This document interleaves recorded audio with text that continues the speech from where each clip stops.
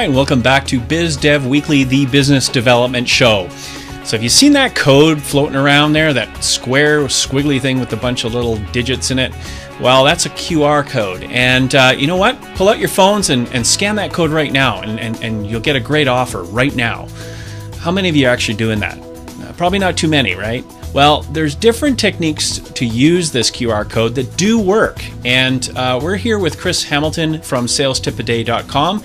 And Chris, maybe you can enlighten us on ways in which this actually works for businesses. Absolutely, Kirsten. Thanks for having me. I think one of the things you have to think about is with any kind of strategy, you have to kind of think through how you're going to deploy it.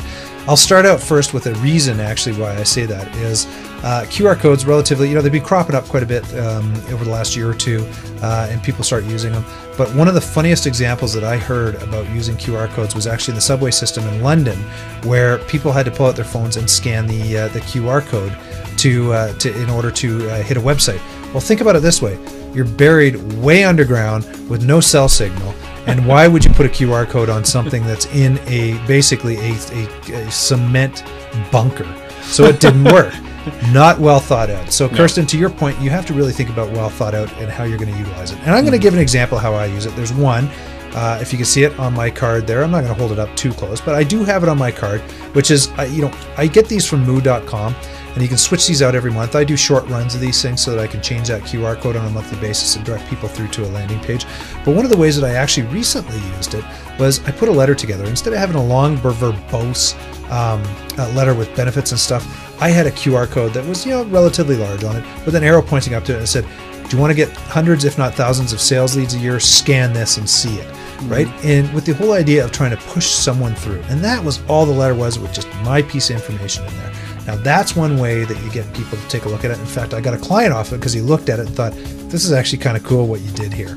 Now, what I did on the back end of this is even different though, is I sent an email to every single person that I sent this letter to with a, hey, by the way, recently sent you a letter. It had this QR code in it.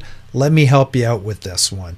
It directs you to this link here and click on it. And it took people through to a process that I use with a home mailer service for Calgary contractors. And that's basically a follow-up process. And when I did it that way, my uptake on that one was actually quite significant as well. So, you have to think about your process as you're using these sort of things and how you would be using them in order to do something that would engage someone or capture a name or an email or anything like that.